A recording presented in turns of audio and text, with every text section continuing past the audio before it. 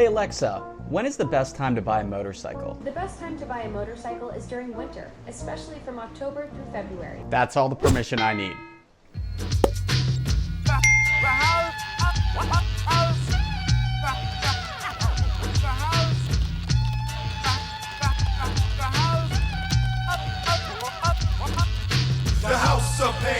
Alright, so I sent a bunch of messages, so now all we can do is wait.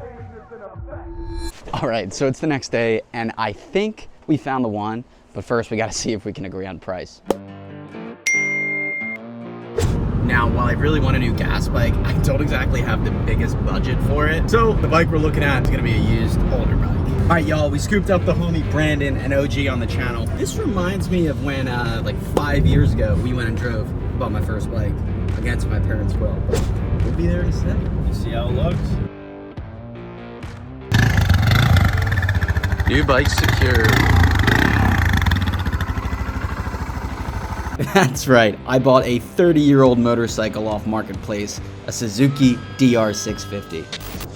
Okay, so it's not actually 30 years old, but this particular design is 30 years old. This thing came out 30 years ago and literally nothing has changed. Now, this specific unit is a 2009, so it's actually only 17 years old. And for an 09, this thing is in pretty dang good shape, and it has pretty low mileage. Now, if you're familiar with my channel, I do tons of e-bike stuff, which is the ultra new wave. So you're probably asking yourself, why the hell did I buy an ancient 30-year-old pig?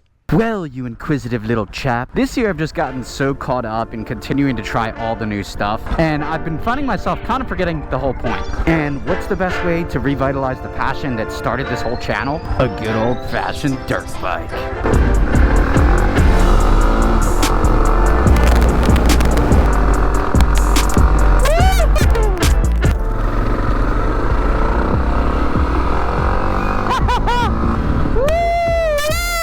There's a cop right there.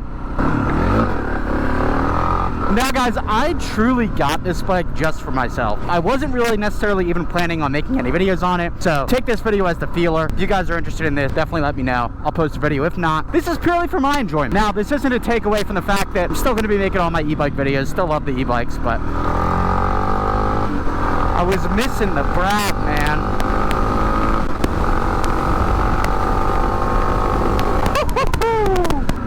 Alright, well, with all that fun crap out of the way, let's kind of run through some of the details as to why I got this bike. I wanted the following in my newest gas bike: upright seating position, dirt bike styling, off-road capable, easy to wheelie, powerful enough to comfortably cruise on the highway, reliable, and if you take all of those requirements, you would realistically end up with something like a KTM 690, Husqvarna 701 SM or Dual Sport, or maybe even like a Tenere or Transalp that's a little bit more touring focused than a twin. However, the last thing that's really important to me is price. And you are not getting a Tenere or a Transalp for any less than like 9 to 12 grand. And for the price of that, you can get 3, maybe even 4 DR650s. So that's how I ended up with this bike. Now, is it an outdated bike? Absolutely.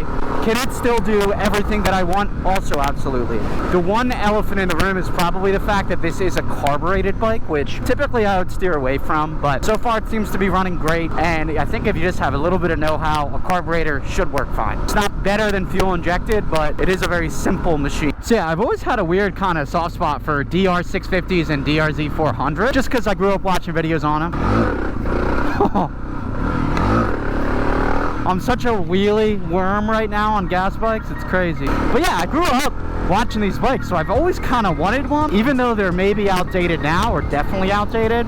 But I don't know, I feel like they just have this character that I really like. And this bike specifically, I picked it up for under 4 grand. It came in just at 3,700. 2008, thing was absolutely baby. The guy that owned this bike literally stored it in his house, so it's super clean. It looks like a showroom floor bike. It was stock except for the bars were already on it, and these risers from Warp 9, and then just the pillow top grips. I took off the stock mirrors and just added one I already had, but other than that, it's stock. And then just this Pro Cycle seat, which is awesome because the seats are expensive, and I hear the stock one is garbage, so we've already got that. So I would have just been paying a lot more money to get a Tenere or a Transalp, and it's not to say maybe eventually I won't do that, but I also have a bunch of other bikes, like e-bikes, that I also like to ride all the time. So for me, I just didn't want to spend 8 to 12 grand.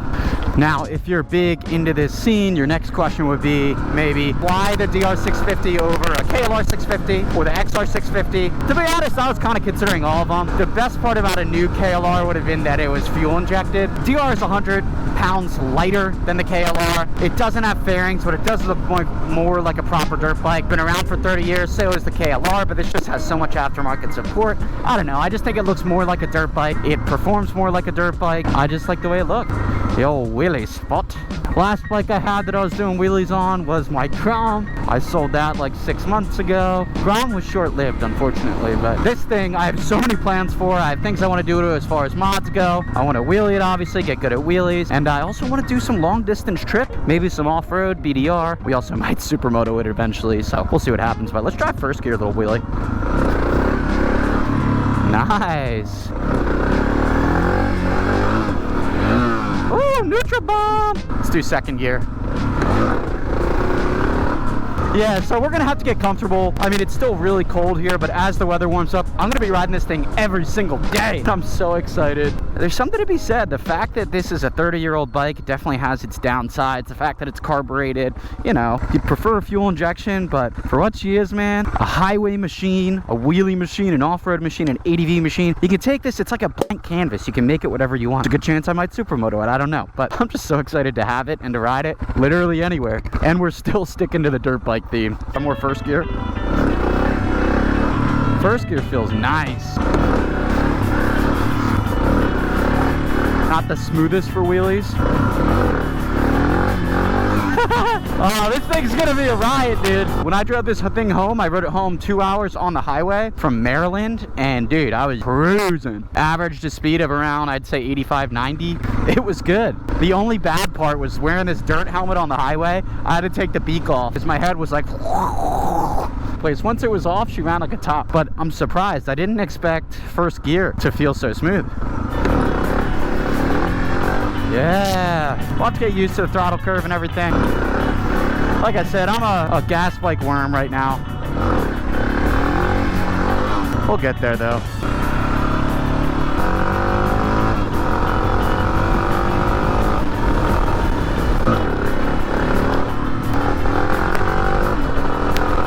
Yeah, we gotta get the hang of it all. First gear feels the chillest right now, all things. And I think it's because this bike is geared so tall that usually second gear would be where I'd wheelie on the Grom, where I'd wheelie on my 250L, but it's almost too high. First gear feels good though. We'll go to a hill over here.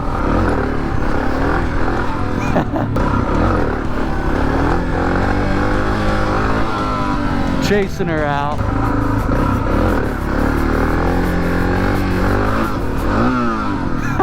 I definitely need to adjust this shift lever because I keep false neutral in it so hard. Hey, he's smiling. Everybody loves the DR. Oh, my neutral bomb. We'll just coast out here. It's like I'm on an e-bike.